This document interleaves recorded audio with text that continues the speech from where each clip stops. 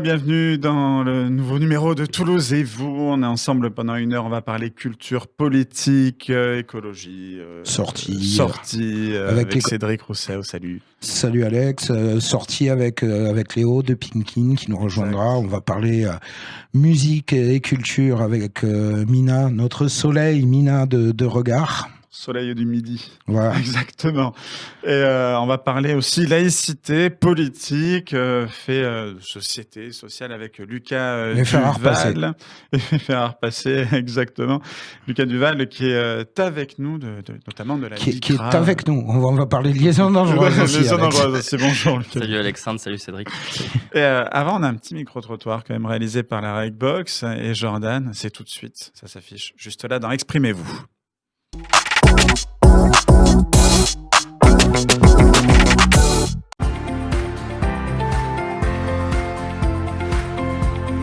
Niveau écologie, vous faites quoi pour justement améliorer votre impact écologique Alors, je prends de moins en moins souvent la voiture. Je fais le tri sélectif. Je fais attention à ma consommation d'eau, d'électricité et de gaz. Pour des raisons écologiques et financières aussi. Voilà, donc j'essaie de faire un maximum. J'évite. J'essaie de prendre plus souvent le train que l'avion quand c'est possible. Voilà, je fais des petits gestes à ma mesure. Les marchés locaux, est-ce qu'ils jouent dans votre contribution à avoir une alimentation plus écologique ? J'y travaille au marché, alors c'est pour ça, donc. Donc ça aide. Ça aide, voilà, exactement, oui. Mais le problème, c'est que malheureusement, il y a beaucoup de produits, ils viennent de l'étranger. Eh oui. Espagne, Maroc, Portugal, les oranges, et puis voilà, quoi, parce qu'il y a des produits qu'on n'a pas, quoi.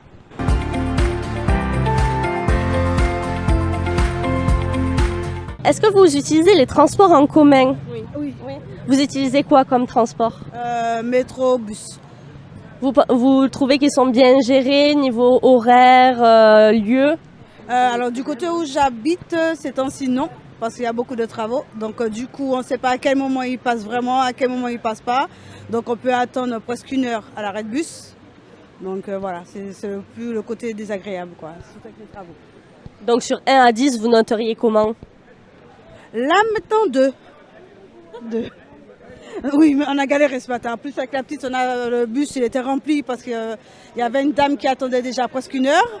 Et avec la petite, il n'y avait pas de place, même si le chauffeur voulait nous laisser monter, mais les gens ne voulaient pas se pousser. Donc du coup, on a fait à pied. Donc 2. Ouais. Donc les transports, il faudrait par exemple rajouter des lignes, rajouter des amplitudes horaires ? C'est même pas ça, c'est par rapport aux travaux qu'ils trouvent une solution, surtout pour les personnes âgées, parce qu'il y a une dame âgée aussi...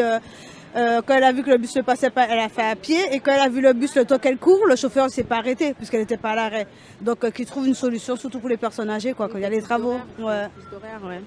Plus horaires ? Oui. Parce qu'après, généralement, les déviations elles sont plutôt bien faites. Donc moi, je trouve que c'est bien desservi quand même. Oui, c'est bien desservi voilà. Quand il n'y a pas les travaux. Mais quand il y a les travaux, surtout pour les personnes âgées, ils ne savent pas à quel moment qu'ils passent. Et puis c'est long pour eux de faire, par exemple, de Papus jusqu'à Bagatelle.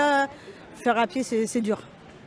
Merci beaucoup pour votre temps. Est-ce que vous utilisez beaucoup les transports en commun ? C'est pas un transport en commun, j'utilise Vélo Toulouse. Donc la piste cyclable, vous en pensez quoi ? Que c'est nécessaire pour être en sécurité.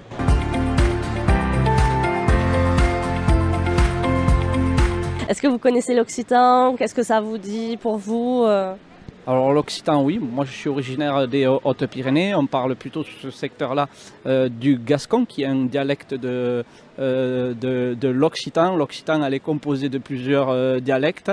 Donc sur le bassin toulousain, on parle le languedocien. Et donc, nous, on y est sensibilisés parce que, moi, mes grands-parents déjà parlaient déjà, on va dire, le gascon déjà entre eux. Donc, et moi aussi, j'étais en école où j'ai appris des chants en gascon et puis ou en bigourdan et puis participer à des temps, on va dire, festifs pour justement pouvoir chanter ces chansons-là. J'ai mes enfants qui sont en école bilingue, occitan et français. Donc eux sont plus que sensibilisés, eux ils pratiquent, on va dire, la langue au quotidien dans le milieu scolaire, parce que c'est vrai que bon, dans le milieu familial, on n'en parle pas. Après, par rapport à l'occitan, je pense que là aussi, il y a un mérite à ce que ça soit aidé et appuyé par les collectivités, notamment dans les écoles, pour venir en aide aux enseignants. Par exemple, en école maternelle, il y a des écoles bilingues, mais elles sont en difficulté parce que ce n'est pas des classes considérées comme telles, donc il n'y a pas forcément une ATSEM dans ces classes-là. Donc c'est pas forcément une aide, quoi.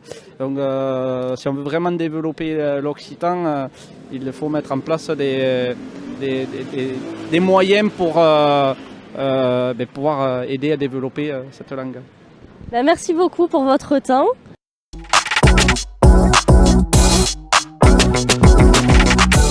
Beaucoup de choses à dire, ce monsieur. Merci à lui, en tout cas. Nous sommes donc avec Lucas Duval, inspiré un petit peu par les Toulousaines, les Toulousains, justement, qui disent que finalement le transport ça va bien, même si avec les travaux c'est toujours compliqué, mais ça c'est partout, hein. Dès qu'il y a des travaux c'est toujours un peu compliqué.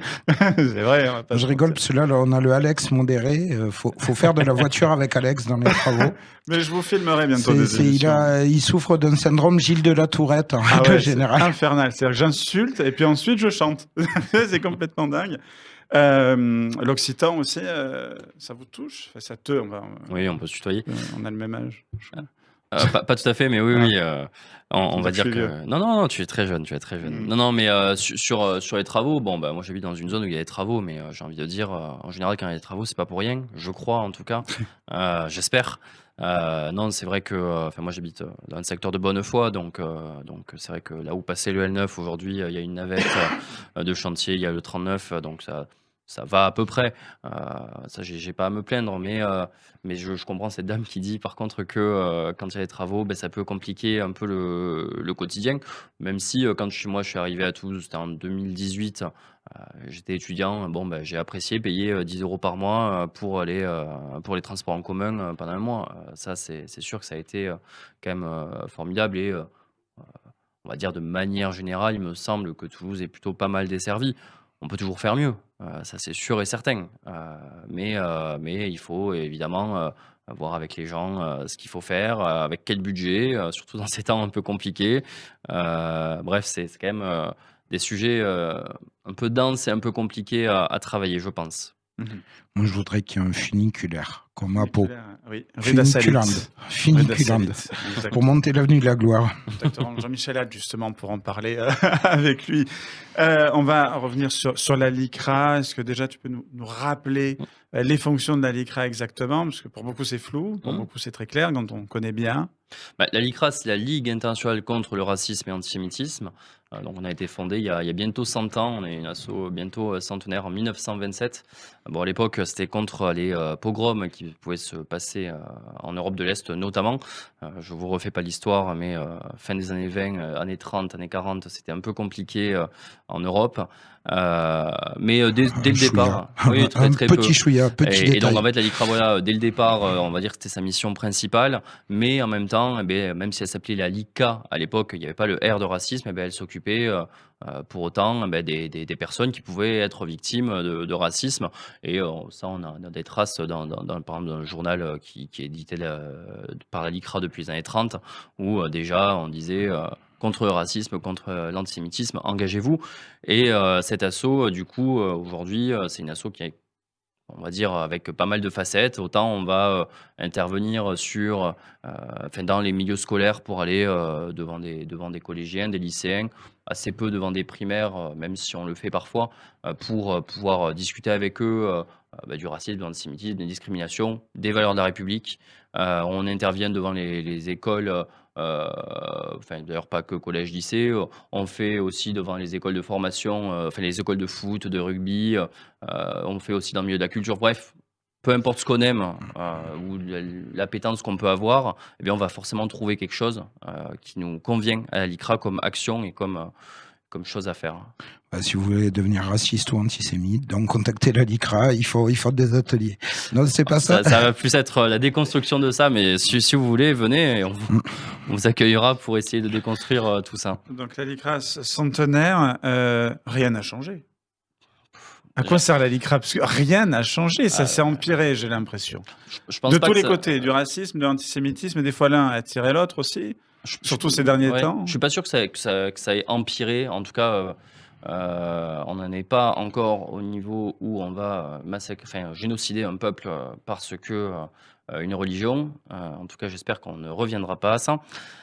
Comme tout le monde, je pense, ici. Non, c'est vrai qu'on avait... Non, moi j'ai très envie qu'il y ait des génocides. C'est contrariant. donc, du coup, je pense quand même qu'on avait connu une période où, effectivement, on avait peut-être l'impression où le racisme, l'antisémitisme et la discrimination pouvaient un peu s'atténuer. Mais force est de constater que quand même depuis... je ne sais pas le dater, mais depuis 10, 20 ans peut-être, on a quand même une recrudescence absolument terrible de ces actes. Et notamment là, depuis un peu plus d'1 an, avec ce qui s'est passé, les attaques terroristes en Israël du Hamas, eh bien, on va dire, ce conflit entre Israël et le Hamas, mais plus largement entre Israël et la Palestine, qui vient, on va dire, un peu exacerber les tensions et qui vient parce que certaines forces politiques et forces associatives qui souhaitent importer ce conflit en France en font usage, eh bien, vient mettre un peu de l'huile sur le feu.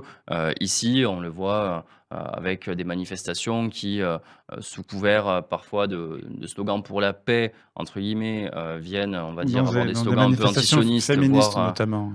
oui, par exemple, c'est vrai que dans des manifestations féministes, qu'il y ait des drapeaux palestiniens partout. Bref, c'est vraiment une importation dans toutes les strates de la société. Mais pourquoi ça marche? Pourquoi ça marche? Parce que j'ai l'impression que ça marche, justement. Pourquoi, leur stratégie? Pourquoi ça fonctionne? Parce qu'il y a une stratégie, mais c'est parce qu'il y a des gens pour répondre à cette stratégie. Ça, c'est mais sûr. Pourquoi d'un coup ça se réveille? Parce que jusque-là, ça date pas d'hier, le conflit et la guerre. Et puis on va rappeler qu'en plus, la base de ce conflit, contrairement à ce que croient les gens, n'est pas une base religieuse. À la base, le conflit israélo-palestinien, il a éclaté il y a 70 ans pour une question de flotte, pour une histoire de lac et de récupérer l'eau. C'est une base politique et de conflit territorial, ça c'est sûr. Faut pas oublier un truc d'ailleurs aussi, c'est que quand le conflit là est reparti, il y avait des manifestations en Israël d'Israéliens qui étaient donc anti-sionistes contre le pouvoir en place et qui voulaient que ça change. Pas forcément anti-sionistes, mais en tout cas anti-colonialistes, anti-impérialistes. On peut appeler un chat, je veux dire, faut pas oublier, contrairement à ce que l'a dit Manuel Valls il y a quelques années, l'antisémitisme et l'antisionisme, ce sont deux choses différentes. L'antisémitisme, c'est par rapport à une religion. Le sionisme, c'est un pouvoir politique. Et donc, il y a pas mal de juifs aussi qui sont antisionistes.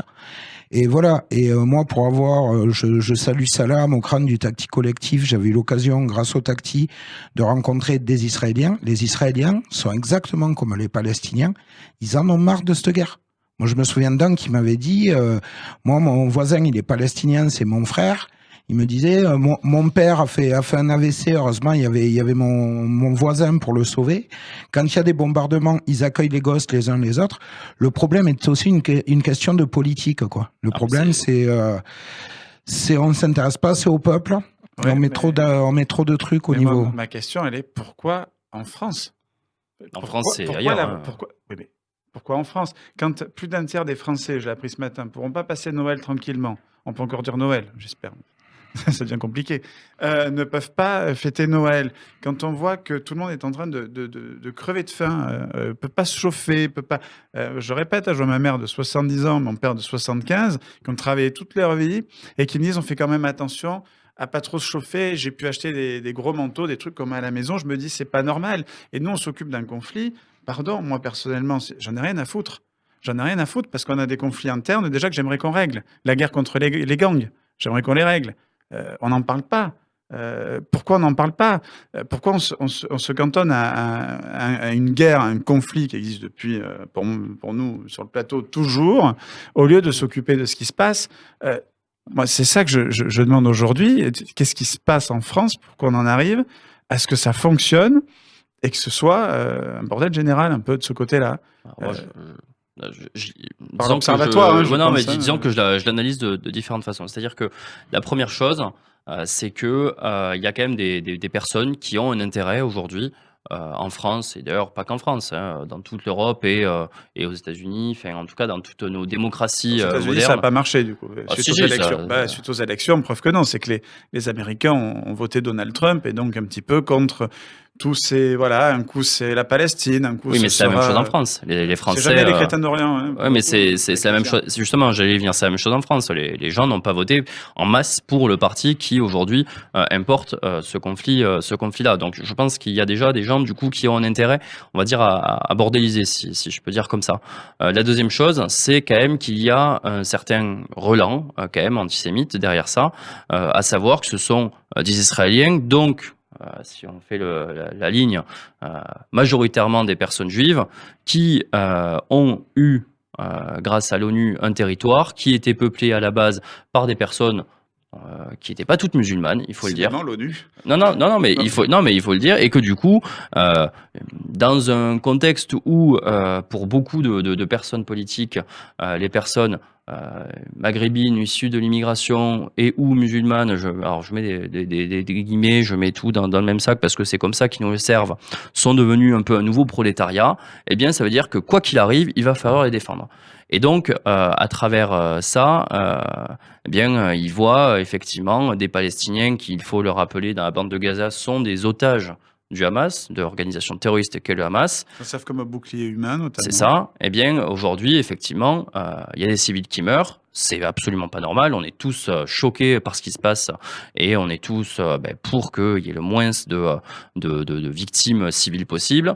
Mais donc, ils voient que, effectivement, les chiffres, il y a 1200 Israéliens qui, il faut le rappeler, étaient des Israéliens de gauche, qui du coup, eux, militaient pour la paix, etc. Donc bon, bref, ça, on a l'impression qu'ils les ont oubliés. Mais à côté, on voit des chiffres d'ordre de 40, 50 000, ils se disent, non mais vous voyez, entre 1000 et 50 000, c'est quand même catastrophique, enfin, c'est quand même pas normal. C'est vrai, hein, les morts civiles, il faut absolument les éviter. Et donc, ils se disent, bon, Israéliens, ils font la ligne, un peu juif, donc eh bien ça veut dire que il y a ce relais antisémite là qui fait aussi qu'il y a ça.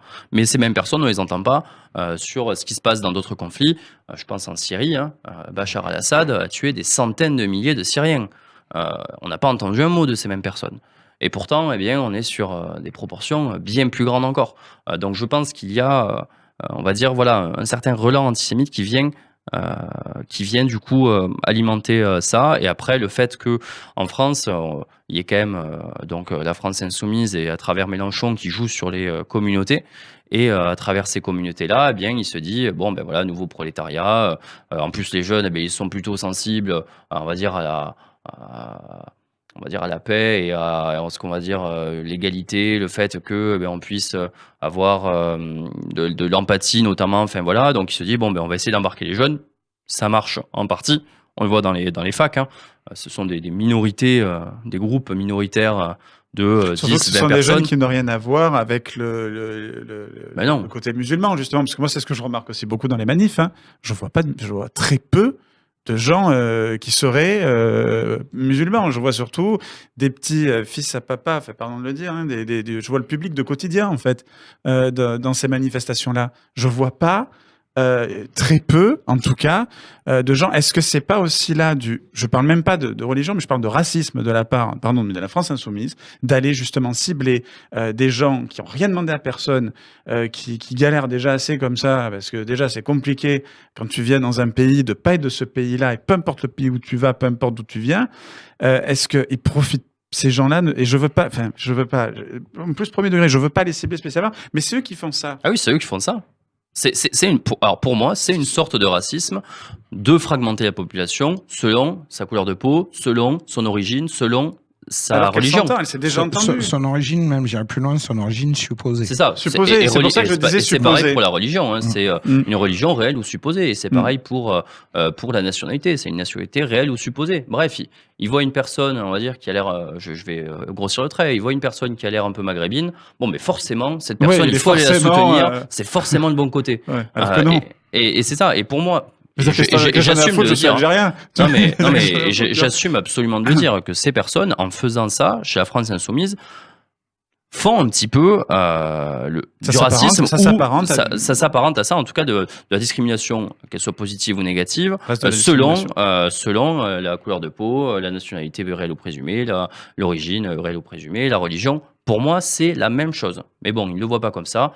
Moi qui suis universaliste, ça me choque complètement. Eux, a priori, ça a pas l'air de trop je échoquer. suis très mal pour les Après, musulmans qui doivent on peut subir avoir ça. des racines tout en étant universaliste. L'un n'empêche Oui, pas non, l'autre. mais là, Absolument, non, mais moi, c'est moi, là, le, je moi, suis le entièrement premier, d'accord. si on regarde mon arbre généalogique, il n'y a pas que du français. Moi, il n'y en a pas, moi, ça s'arrête à même pas ma mère. Elle est née italienne sur le sol français, donc tu vois. Je suis vraiment pas un Gaulois. Hein. Voilà. La laïcité, justement, en Ouais. France, est-ce que c'est pas un problème sur tout simple, c'est que il y a deux manières de voir la laïcité. On voit ça de manière à ce que chacun est libre de croire en ce qu'il veut ou de ne pas croire, à partir du moment où il ne fait pas une apologie, où il n'en fait pas. Et il y a l'autre qui est non, il faut que tout reste en dehors. Voilà, la laïcité, c'est quoi exactement?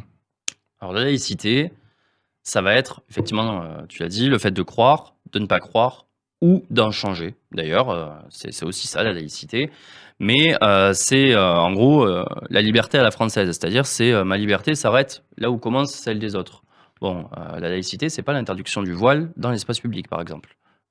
Ça, il y en a qui veulent faire croire que la laïcité, c'est ça. Bon, ces mêmes personnes qui veulent faire croire ça, bizarrement, le voile dans l'espace public, ça les dérange, mais alors les bonnes sœurs avec un voile, littéralement, ça n'a pas l'air de les déranger. Mais c'est parce que, enfin, pardon, c'est parce que ça fait partie de l'histoire. Il y a une église dans chaque ville, dans chaque village. Donc on se dit, ça fait partie de l'histoire aussi. Pourquoi la nier, cette histoire-là? Pourquoi la mettre de côté? Non, mais C'est ce qui justement, fait aussi ce que nous justement, pour moi, c'est pas un problème de voir une femme voilée ou de voir une femme, une bonne sœur avec son voile. Pour moi, c'est la même Elle a chose. pas le même signe. Si. Ah bah si, c'est Si. littéralement, D'accord, c'est enfin, littéralement c'est- se cacher sous un bout de tissu pour des raisons religieuses. Enfin, C'est quand je vois une exactement personne le faire même une signe. prière sur un parking Intermarché à Castanet à l'heure du coucher de soleil. Je suis désolé, j'ai pas vu de bonne sœur faire ça. Bien sûr. Mais après, Tu vois, il y a pour moi, c'est donc pas dans la la même laïcité le fait aussi de vouloir faire en sorte que chacun puisse s'émanciper de la religion qu'on lui inculque à la naissance. C'est-à-dire que, et c'est on va dire tout l'objectif de la loi de 2004 sur les signes religieux à l'école, c'est le fait de dire l'école est alors je veux dire ça de manière exprès, c'est un temple sacré Ouais. de la République où on inculque aux enfants non pas le fait de ne pas croire, mais le fait de pouvoir croire à ce qu'on veut ou de ne pas croire aussi. D'ailleurs, voilà, c'est le fait en gros, vous arrivez à l'école, oui, si vous voulez, vous êtes musulman, chrétien, athée, pastafarien, j'en sais rien, mais avant tout, vous êtes des enfants de la République, vous êtes des élèves qui êtes là pour apprendre, le savoir universel, c'est-à-dire la science, etc. Et aussi, on vous apprend à pouvoir aussi parfois pouvoir remettre en question ce qu'on vous apprend à la maison. C'est-à-dire que un enfant qui va avoir inculqué en lui la religion à fond, etc., on lui dit à l'école, publique évidemment, tu as le droit de penser ça, mais si jamais tu veux aller contre ça, tu peux. Et c'est pour ça qu'on a interdit les signes religieux à l'école. Bon, certains ont fait des esclandres pas possibles. Il y a eu, c'était il y a 2 ans, je crois, sur la baya, il me semble. De tous les ans. Ouais, non, mais la loi sur la circulaire sur la Gabriel baya. Attal, ouais. Je crois que c'était il y a, oui, il y a 2 ans, 2022, je pense. Ouais. Et donc, certains disent, oui, mais cette loi est faite pour stigmatiser les musulmans. Non, pas du tout.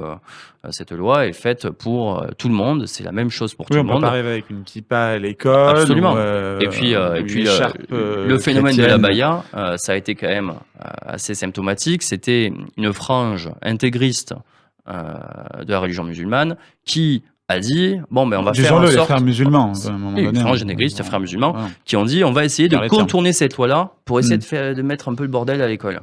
Et ils ont dit la baya, ça s'achète chez H&M, mais portez-la comme un vêtement religieux. Voilà. Donc à partir du moment où certains ont voulu en mettre une signification religieuse sur ce vêtement-là, ça devenait un signe religieux ostentatoire. Et à partir de ce moment-là, il fallait donc respecter la loi de 2004 et interdire ce port de vêtements. Mais si demain la religion catholique disait le nouveau truc à la mode dans la religion pour dire ouais je suis trop religieux, c'est Le String Panther. par Je suis exemple, trop religieux. non parce que ça se voit pas, Je suis trop religieux. mais par exemple ça serait je sais pas une veste particulière. eh bien, ça serait la même chose. Il faudrait l'interdire aussi. Et c'est normal. Non, mais voilà, c'est vrai que les tensions, en tout cas, ne sont pas prêtes de s'arrêter de ce côté-là. Moi, non, parce qu'à partir du moment où... Vous avez du boulot à la LICRA, parce que ça, c'est sûr. C'est tous les jours. LICRA, métier d'avenir, malheureusement. Oui, malheureusement. On préférerait fermer l'association. Oui, et dire, on préférerait dire, bon, on a fait notre boulot, il n'y a plus de racisme, il n'y a plus d'antisémitisme. Maintenant, on va faire vous rencontrer, partager ensemble. Honnêtement, on préférerait ne pas avoir à militer.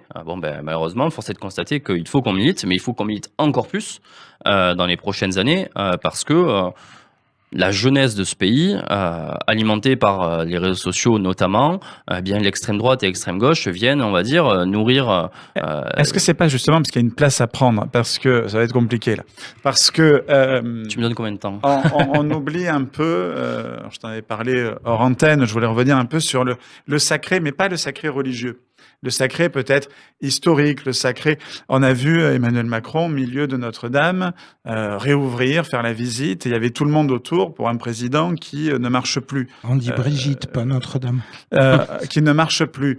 Et à partir de là, moi je me suis dit, c'est plus le président de la République, enfin c'est le président de la République, mais c'est plus Emmanuel Macron, et c'est Notre-Dame représente un petit peu par sa grandeur, le fait qu'elle a ça traversé les siècles pour la fabriquer, c'est des générations qui ont fait ça. Là on l'a rafistolé en 5 ans grâce aux Compagnons du Devoir, grâce à des nouvelles lois comme quoi quand on veut, on peut, et quand on peut, on doit. Je sais, c'est de Napoléon, je l'ai appris ce matin ça.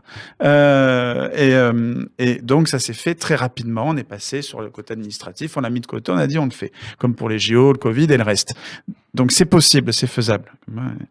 Essayez de voter peut-être et de rappeler ça aux élus nationaux. Et on a vu ce côté sacré. Est-ce que c'est pas ça aussi qui fait que ça a mal dans le pays, c'est qu'on oublie un petit peu ce qu'il y a au-dessus de nous et que finalement on se conforte dans le téléphone portable, on se conforte dans ce que va dire le prêtre radical ou l'imam radical, on se conforte dans le fait je me sens pas français parce que elle a pas d'histoire la France, on passe notre temps à dire que finalement l'histoire française, elle a inventé, c'est des gens qui ont inventé l'histoire française, ça n'a pas vraiment existé. On parle de roman national, puis il y en a qui disent non, en fait ça n'existe pas. Puis comme si tout le monde disait vrai sur son histoire dans tous les pays. Seulement, il y a peut-être aussi... De toute façon, dans tous les pays, l'histoire est écrite par les vainqueurs. Hein. Voilà. Donc, il y a quelque chose à raconter aussi. Est-ce qu'il n'y a pas aussi cette perdition de ça qui fait que... Alors, c'est très vague ce que je veux dire, mais qui fait qu'on perd des valeurs qui font qu'on va se mettre vers d'autres valeurs qui, elles, n'hésitent pas à exister, à se mettre en avant. Donc, soit le nationalisme très fort, soit l'antinationalisme très fort. Ah, mais je suis d'accord avec toi.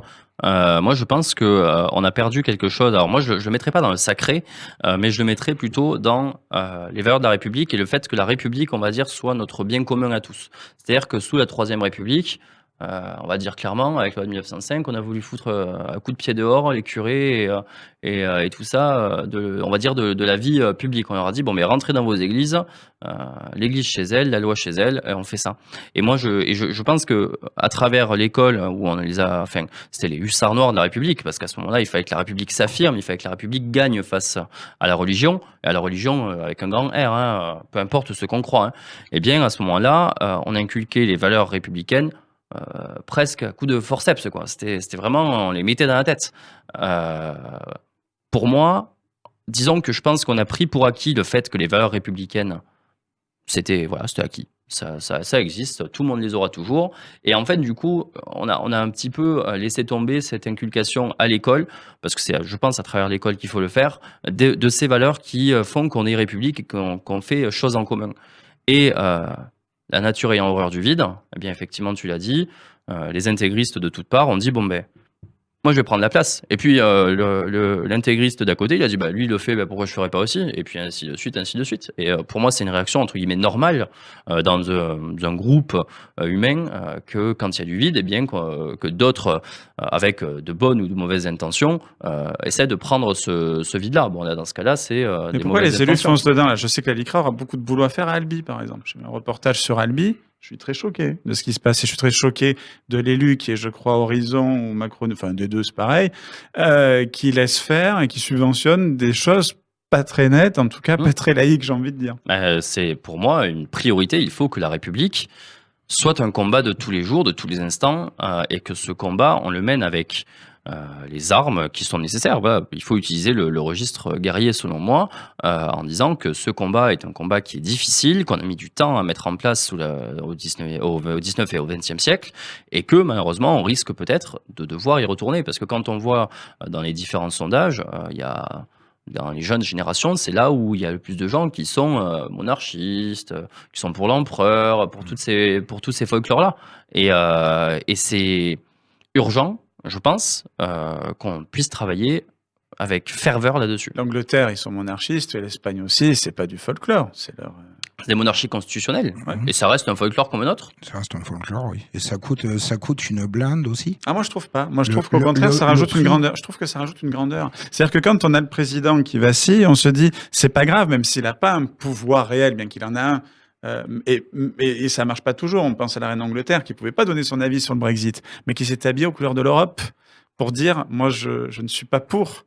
Et ça n'a rien changé, je suis d'accord. Mais peut-être qu'il y a des gens qui se sont dit, moi je me suis dit, en français du Sud, je me suis dit, ah ben, quelque part, la reine d'Angleterre a donné son avis et c'est touchant parce que ça veut dire qu'on va peut-être pas dans la bonne direction parce qu'elle a vécu des choses selon l'angle dans lequel on se pose. Moi, c'est ça que je rajoute à la monarchie. Quand en Espagne, il y a eu les inondations, les politiques étaient là à se renvoyer la balle. C'est pas moi, c'est toi. Il y a le roi espagnol qui s'est déplacé en disant on est désolé. Mais ça, c'est censé être le rôle du président dans une démocratie parlementaire. On se rend compte que ça mais marche le pas. problème, c'est qu'en élisant notre président au suffrage universel direct, eh bien, on en a fait un monarque. Mais un monarque qui est censé diriger. Alors que le président, à la base, sous la Troisième République, le président était le garant de la continuité de l'État. Il n'avait pas ou peu de pouvoir. Enfin, il avait peu de pouvoir. On a fait un président roi. C'est ça. Et en fait, c'est le problème, c'est qu'en fait, on l'a rendu trop, enfin, on l'a mis trop en avant, alors que le président de la République, en tout cas selon moi, et dans une démocratie parlementaire, doit être le garant des institutions, au-dessus de la mêlée, et garder, on va dire, cette continuité-là. Ouais. C'est vrai. Cette émission est très intéressante. Oui, pour ça demanderait aussi peut-être de revoir un peu la géographie politique. On en a eu la preuve il n'y a pas longtemps sur la dissolution. Moi, j'ai pas compris qu'il y ait dissolution parce que c'était pas un scrutin français, c'était un scrutin européen. Je crois que même Emmanuel Macron n'a pas compris. Le truc, Personne chez lui. Je crois que même lui n'a pas compris la dissolution. Justement, on parle politique. Il y a plusieurs droites, il y a plusieurs gauches aussi. Est-ce que la gauche qui a et vous convient, peut-être tout le groupe, je ne sais pas, est-ce que cette gauche, notamment à Toulouse... Là, je vais parler en mon nom propre, parce que la LICRA est apartisane, même si c'est une association politique, il y a des gens de gauche et de droite, donc on est tous pas ceux qui veulent d'accord. Justement faire... Mais on est tous d'accord sur le fait qu'il faut que la gauche et la droite restent républicaines. Et ça, on est tous d'accord là-dessus. Mais à Toulouse particulièrement...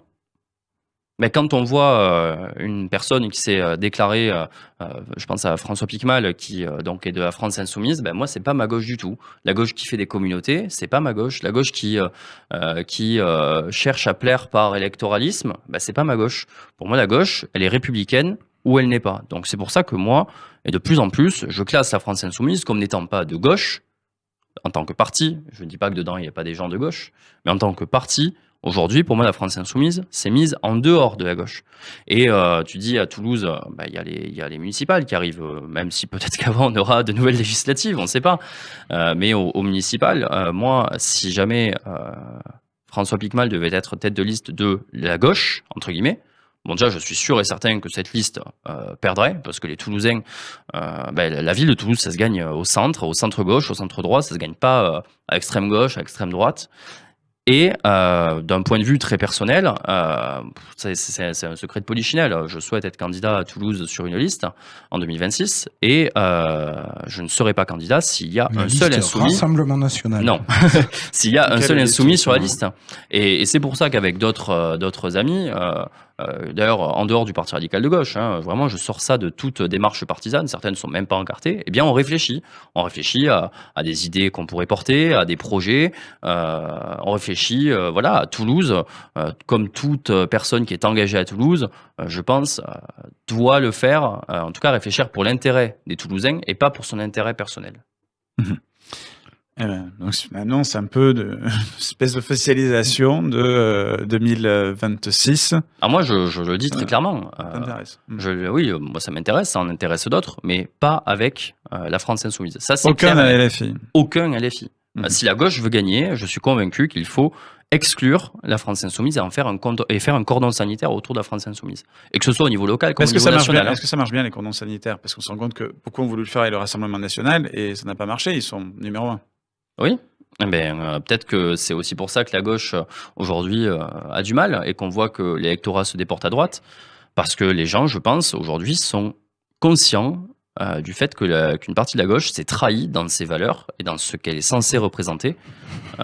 Pour moi, et que ce soit encore une fois au niveau local comme au niveau national. Je me tourne vers ma caution de gauche. Il faut voir aussi où se situe la trahison. D'accord, il y a des gros problèmes avec Mélenchon et compagnie. Tu m'excuseras, mais Manuel Valls de gauche, ouais. Et puis moi, je suis Mère Teresa en string, quoi. Non, mais on est d'accord. Pour moi, la gauche, c'est censé être celle qui défend la République, qui défend le fait que chacun ait le droit à sa chance, mais qui défend aussi une écologie qui va pas punir certains pour on va dire, être débile à se mettre sur un credo. Mais c'est aussi celle qui fait, quand même, il faut le dire, un petit peu d'économie. Parce que sans économie, tu peux pas créer le social si t'as pas de richesse. Pour répartir les richesses, il faut de toute façon qu'il y en ait. Et c'est cette gauche-là aussi qui assume clairement d'être républicaine et d'aller aussi taxer au portefeuille ceux qui ont les moyens. On est dans Toulouse et vous, le Toulouse de Lucas Duval, qu'est-ce que c'est ? C'est le Toulouse qui pourra avancer sur des questions prioritaires comme l'écologie, même si je pense qu'il y a beaucoup de choses qui sont faites. C'est le Toulouse qui saura aussi, on va dire, devenir la capitale qu'elle doit être, parce que Toulouse, c'est pour moi une capitale, au-delà d'être une capitale régionale, c'est une capitale peut-être même européenne, si on prend la carte, on est quand même à la croisée un peu de tous les chemins. Et ce Toulouse-là, c'est évidemment le Toulouse qui, au niveau de l'innovation, continue à faire ce qu'elle sait faire. On n'est pas capitale européenne de l'aérospatiale parce qu'on a décrété, parce qu'on a des réelles choses. Moi, Toulouse, j'ai été adopté par cette ville quand je suis arrivé en 2018. J'ai adopté moi aussi cette ville et pour rien au monde, je la quitterai. Pour moi, c'est aujourd'hui, c'est ici ma maison. Moi, je suis Gersois de base, je suis pas de très loin. Mais voilà, c'est cette ville que j'aime et que j'ai appris aussi à aimer assez rapidement parce que la convivialité à la toulousaine, c'est nulle part ailleurs. Les briques rouges, même s'il fait un peu moche, il fait beau. Voilà, sans reprendre des musiques de Toulousains connus, mais voilà, c'est des clichés peut-être. C'était Big Flo et Oli. C'est pas Zebda. Mais voilà, ça, sans tomber dans le cliché, pour moi, tous ces clichés, en tout cas, tout ce qu'on raconte sur Toulouse, c'est comme ça, en tout cas, que moi, je vis Toulouse.